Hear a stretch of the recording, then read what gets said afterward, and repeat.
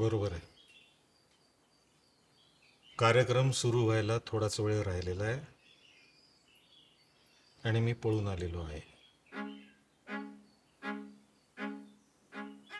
सगळी नातेवाईक मंडळी जमा झालेली असणार. बहीण, भाऊ, बायको, पोरं, भाचा, भाची, पुतण्या, पुतणी, सगळे चुलत भाऊ, मावस भाऊ, प्रेमाची माणसं.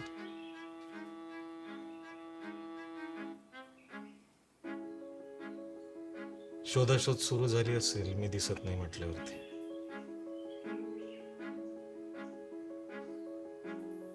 पन्नाशी आली कधी अक्कल यायची याला कोण असतो. बहीण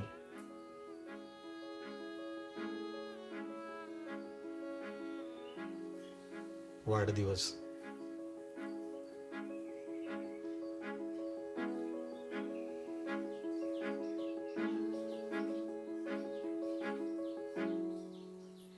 चांगल्या आठवणी पुसट होत जातात. वाईट आठवणी मात्र खिळा मारून घट्ट बसवल्यासारख्या असतात. जरा खिळा हलवला ना की सगळा कडवटपणा असा पाझरायला लागतो. मेंदूवर, मनावर, शरीरभर, जिभेवर.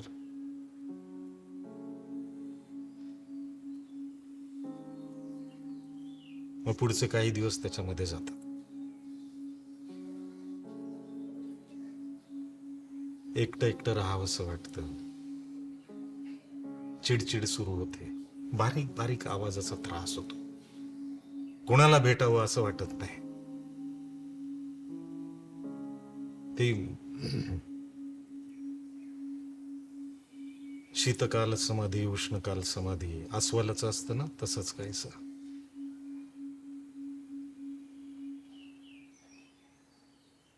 ज्याचा वाढदिवस आहे त्याला जर तो साजरा करायचा नसेल तर तुमची काय बळजबरी आहे त्याच्यावरती? हा,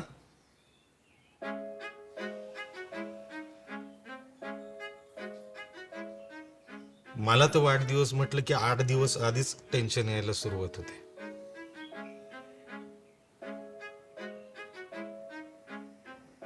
लोकांचा संपर्कच नको वाटतो.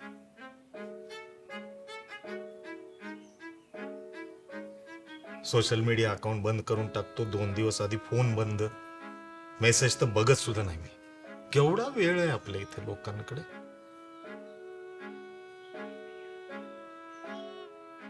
मला स्वतः पर्सनली मला कोणाच्याही वाढदिवसाला वगैरे जायला अजिबात आवडत नाही.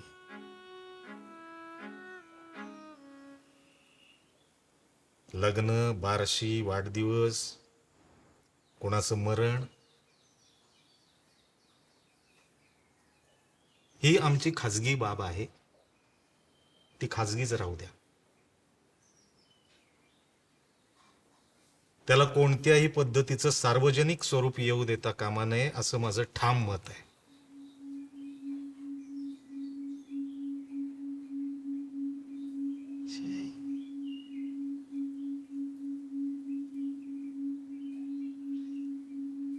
केव्हापासून व्हायला लागलंय माझं हे असं?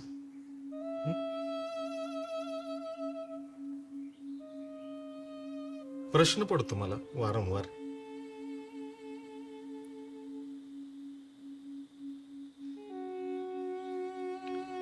त्याचं उत्तर शोधायला मनाच्या तळाशी जेव्हा उडी मारतो ना, किती खोल गेलं तरी तळ लागत नाही. एका पॉइंटला आहे ना जीव गुदमरतो आणि घाबरून वरती येतो. नाही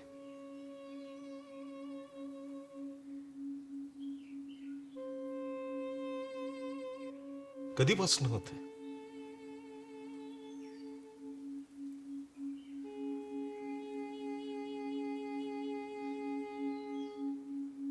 वडाचं झाड,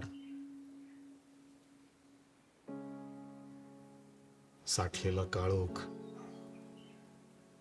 हाडं गोठवणारी थंडी,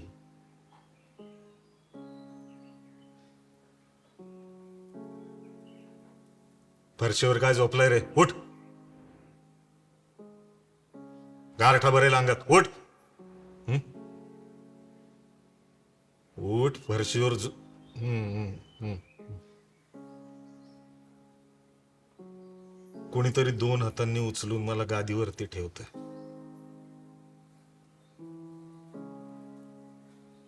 गाड्यांचा आवाज चालू आहे.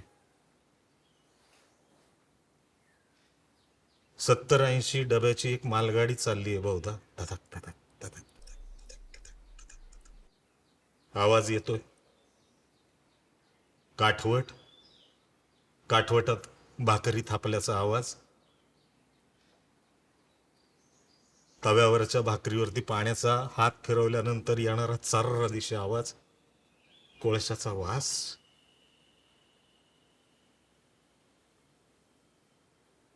भाकरीचा खरपूस वास. कालवणाला आलेली उसळ आहे परत आज. मुगाची, हिरव्या मुगाची. मी खाणार नाही आज. 8 दिवस झाले, सकाळ दुपार संध्याकाळ तेच खातोय. आज नको मला ते. असं काय करतोय हा? सगळेजण खातात की नाही तेच. तुला काय अडचण आहे? मला नकोय. उपाशी झोपेन, मला नको अजिबात.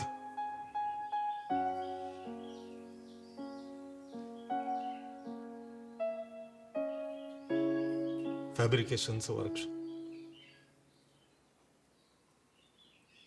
सायकसच्या मधनं येणारा रस्ता, उतार. 8 घरं एका बाजूला. सगळ्यात शेवटचं घर आमचं. मध्ये मोकळी जागा. या बाजूला सार्वजनिक पाण्याचा नळ. इथून परत पुढची चाळ चालू. 8 घरं इकडे. ह्याच्या समोरच्या बाजूला पुढची चाळीची घरं. इकडे गोडबोल्यांचा कसला का दारूचा कारखाना होता बहुतेक. समोर फॅब्रिकेशन वर्कशॉप. वरांडा होता छान. परसदार, बाग, चिंचेची भली मोठी झाड. भूत होती चिंचेच्या झाडावरती.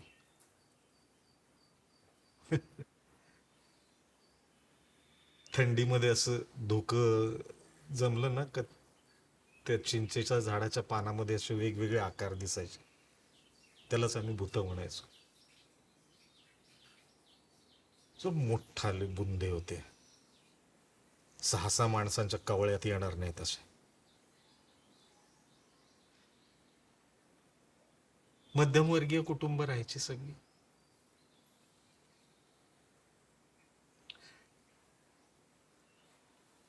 वडील सरकारी कर्मचारी होते. संप चालू होता त्यावेळेला सरकारी कर्मचाऱ्यांचा. बरेच महिन्यांपासून संप चालू होता.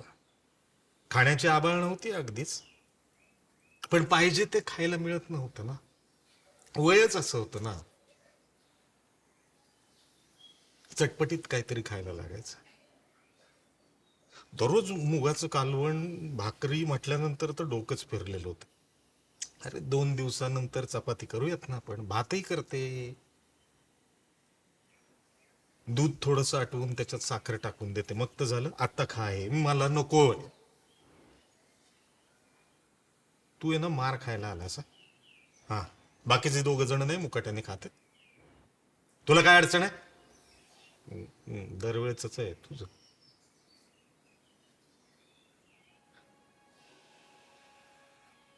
वडील कुठेतरी बाहेर गेले होते. यायला उशीर होणार होता त्यांना.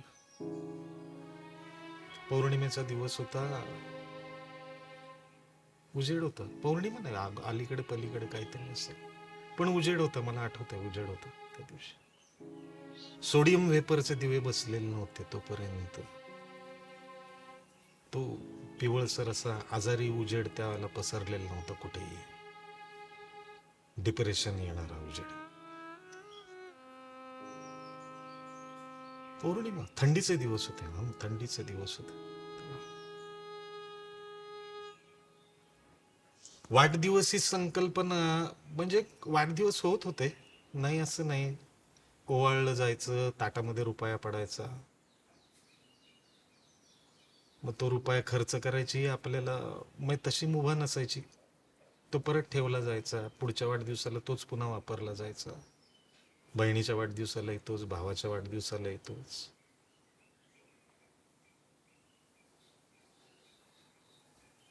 फिरायचं सगळीकडे रुपयात, मोठ्यांच्या पाया पडायचं. जर थोडेफार पैसे असतील तर लेमनच्या गोळ्या आणायच्या, त्या लोकांना वाटायच्या. घरात फार पैसे असतील तर शिरा केला जायचा. आवडीचा याच्या शिरा आहे. गुलाबजाम वगैरे नंतर चालू झाले, तोपर्यंत काही नाही.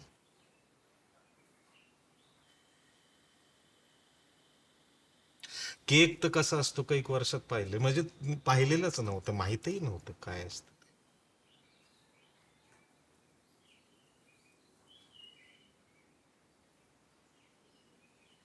सम्याचा वाढदिवस, समीरचा वाढदिवस हा आमच्या इथला चाळीतला पहिला वाढदिवस. हम्म. त्यांनी ते कल्चर आणलं.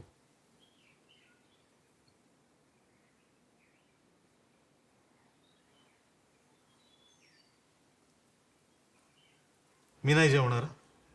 मी नाही जेवणार. बाहेरच्या दाराची कडी वाजली. बघ रे कोण आहे ते. हा बघ. दरवाजा उघडून सम्या आतमध्ये आला. मामी, समीर आहे मी. आईला मामी म्हणायचे सगळेजण. आई तशीच बाहेर आली, पदराला हात पुसत बाहेर आली. काय रे, वाढदिवस आहे माझा आज. अरे वा, पाया पडला छान मोठा वा. आणि आम्ही ना वाढदिवस साजरा करणार आहोत. तर म्हणजे सगळ्यांना नाही बोलवणार, प्रत्येक घरातून एकेकालाच बोलवलेलं आहे. तर तुमच्याकडनं पण कोणाला तरी पाठवा. हो हो, पाठवते पाठव. असं छान त्यांनी फुला फुलांचा शर्ट घातलेला होता, हाफ पॅन्ट घातलेली होती, नवीन चप्पल असावेत बहुधा पायामध्ये. तसंच आनंदाने पुढच्या घरात गेला. तो बाहेर पडला आणि आमच्या इथे शांतता पसरली क्षणभर. बहीण म्हणाली मी जाणार आहे. मी म्हणाल तुझं काय संमत, मी जाणार आहे. तो माझ्याकडे पाहून बघत बोलत होता. धाकटा भाऊ म्हणे, नाही नाही, तुम्ही दरवेळेला असंच करता. मी जाणार आहे. वाढदिवसाला उशीर लागेल, झोपशील तू तिथे, तिथनं तुला परत कोण उचलू नाही, मी जाणार आहे. आईला मध्यस्थी करावी लागली. आई म्हणाल थांबा रे, ऐका. तू गेली होतीस गोडबोल्यांच्या इथे वाढदिवसाला? हो. तू गेला होतास ना डेअरीत मनोजच्या वाढदिवसाला? हो. आता ह्याला जाऊ दे, धाकट्याला जाऊ दे. धाकट्याच्या चेहऱ्यावरती एकदम हास्य पसरलं. मी आणि बहिणीने एकमेकांकडे पाहिलं. तर ह्या जाणार आपण. मग तो जो ठराविक फिरायचा रुपया होता तो डब्यातनं काढला गेला आणि तो आईनं भावाच्या हातामध्ये ठेवला. तो जसा ठेवला तशी मला काय झालं माहित नाही, मी झडप घातली, तो रुपया हातामध्ये घेतला, दरवाजा उघडला, ठाण दिशे दरवाजा उघडला आणि पळत सुटलो थेट सम्याच्या घराच्या दिशेने. पाठीमागून आईच्या हाका ऐकू येत होत्या. अरे थांब, ऐक माझं, थांब, मार खाशील तू. काहीच काहीच कुठल्याच गोष्टीकडे लक्ष न देता मुठीमध्ये घट्ट पकडलेला रुपया घेऊन मी थेट सम्याच्या घरात पळालो. आतमध्ये कार्यक्रम चालू झालेलाच होता, खूप सारे जण जमलेले होते. केक कापायचाच कार्यक्रम चालू होता. गुलाबी असा केक, छान वरती त्याचं नाव लिहिलेलं, आणि असं मस्त केक दिसत होता. गेलो आणि 1 रुपया त्याच्या हातामध्ये ठेवला. वाढदिवसाच्या हार्दिक शुभेच्छा रे. हा हा. गोड दिसत होता समय. केक कापला. Happy birthday to you. माझं फारसं लक्ष त्या गोष्टींकडे नव्हतंच. म्हणजे एकच तारा समोर आणि तसं मला तो फक्त केक दिसत होता.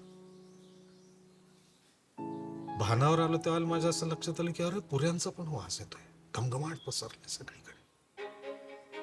आणि आतमध्ये समीरची आई ताटं भरत होती. कोणीतरी मदतीला जायला पाहिजे म्हणून त्यांनी बघितलं, तर मी म्हटलं मी आलो. गेलो, उचलली ताटं, उचलली, एकेकाला ताटं द्यायला सुरुवात केली. हा लक्षाला चुकलं. आपण खरं तर पहिल्यांदा बसायला पाहिजे. तर भूक असह्य झालेली होती, अन्नावरची वासना स्वार झालेली होती माणसावरती, माझ्यावरती स्वार झाली होती की कधी एकदा ते खातोय अन्न. बघितलं तर ताटामध्ये पिवळी धमक श्रीखंडाची वाटी, त्याच्या शेजारी उकडलेल्या बटाट्याची भाजी, भजी, हिरवी चटणी, त्याच्यानंतर कुरडई, पुऱ्या, टम्म फुगलेल्या पुऱ्या. बाजूला केक असा छान पैकी असा त्रिकोणी केकचा तुकडा ठेवलेला, त्याच्यावरती तो गुलाबी क्रीम दिसत आहे. ती सगळ्यांना वाटून झालं. मी आशेने सम्याच्या आईकडे बघतो. त्या म्हटल्या, हा बस आता तू सुद्धा. अशीच धम्म फुगलेली पुरी घेऊन ताट घेऊन बस मांडी घालून बसलो. गरम गरम पुरीचा असा बकना भरला मी तोंड.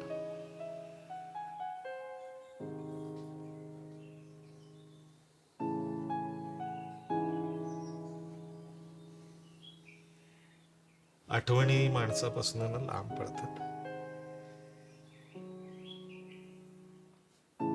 आज मी आठवणींपासून पळायचा प्रयत्न करतो.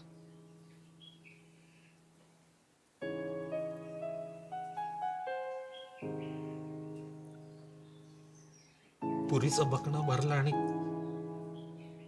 बहीण आली डोळ्यापुढे.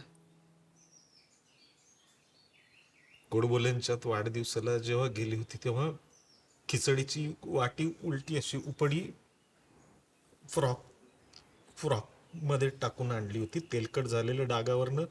नंतर तिने शिव्या सुद्धा खाल्ल्या होत्या आईच्या, मारही खाल्ला होता. पण आपल्या भावांना काहीतरी पाहिजे, मिळायला पाहिजे म्हणून ती घेऊन आलेली होती. धाकट्या भावाला शाळेमध्ये कोणाच्या तरी वाढदिवसाला चॉकलेट मिळालं होतं. चिमणीच्या दाताने 3 तुकडे केले चॉकलेटचे. एक स्वतः खाल्लं, 2 आमच्यासाठी घेऊन आला होता.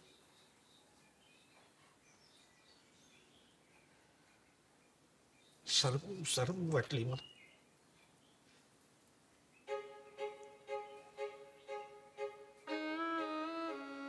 बुद्धी पण नालायक असते ना.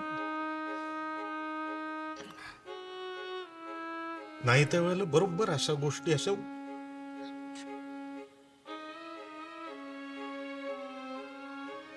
भरत आलेल्या जखमेवरची खपली ना अशी दाबण धरून घालून उचकून काढल्याच.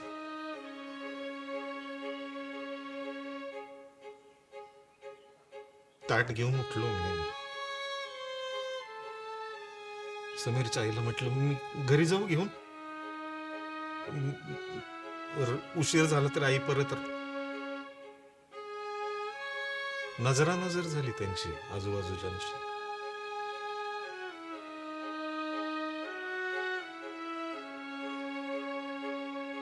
बोलून दाखवू शकत नव्हतो मी सुद्धा.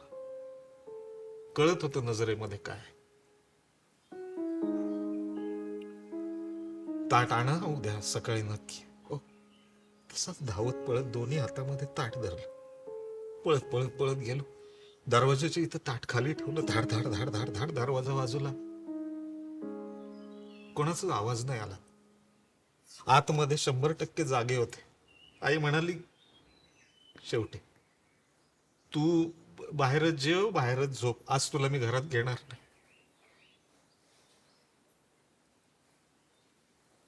बहुतेक तिच्याही मुसमुसण्याचा आवाज ऐकला होता मी.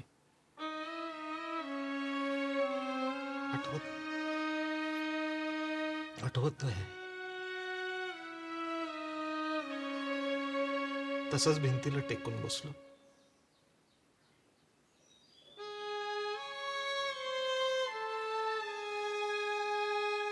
कधी झोप लागली माहित. उठ रे. गारठ्यात काय झोपलाय? गारठा मुरेल अंगामध्ये. उठ. त्याला हाताला काय चावतंय माझ्या? उठला का? हं? उठलायस का? हो हो. वडिलांनी मुटकुळं धरलं माझं आणि उचलून गादीवरती ठेवलं. अस्पष्ट संवाद आठवतं काहीतरी. झोपेत काय झालं आईनं बहुधा सांगितलं असावं.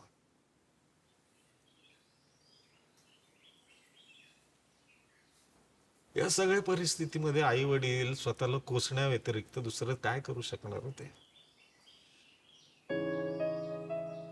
डोक्यावरनं माझा हात फिरत होता. कोणाचा होता माहित नाही.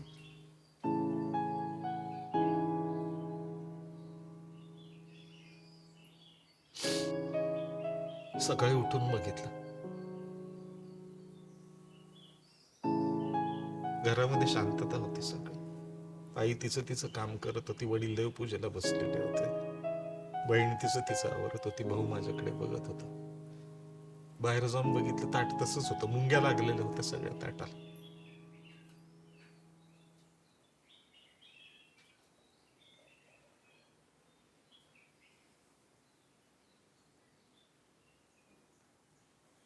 कोणी प्रथा चालू केल्या असतील ना या,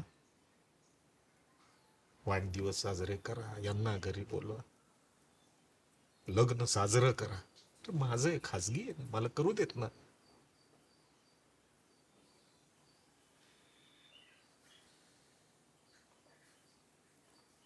तेव्हापासून कडवट झाला केक ना, आजपर्यंत त्याची चव बदललेली नाही.